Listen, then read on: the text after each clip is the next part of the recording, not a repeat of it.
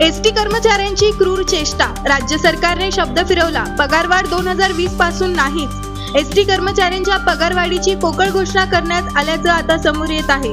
ST कर्मचाऱ्यांच्या मागण्या मान्य करण्यात आल्याचा गाजावाजा करण्यात आला. माध्यमांसमोर काही नेत्यांनी फुटेज खाण्याचा प्रयत्न केला, पण आता प्रत्यक्षात त्याची फसवणूक करण्यात आल्याचा आरोप काँग्रेस संघटनेने केला आहे. मुख्यमंत्री एकनाथ शिंदे आणि मंत्री उदय सामंत यांच्या समवेत एसटी कर्मचारी संघटनांची बैठक सह्याद्री अतिथीगृहावर संपन्न झाली.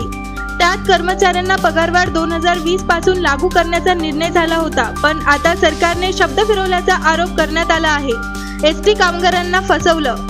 एसटी कर्मचाऱ्यांना भरघोस पगारवाढ दिल्याचा महायुती सरकारचा निर्णय कर्मचाऱ्यांच्या जखमेवर मीठ चोळणारा प्रकार असल्याचं स्पष्ट झालं आहे. सरसकट सर्व कर्मचाऱ्यांच्या मूळ वेतनात 6,500 रुपयांची पगारवाढ एप्रिल 2020 पासून देणार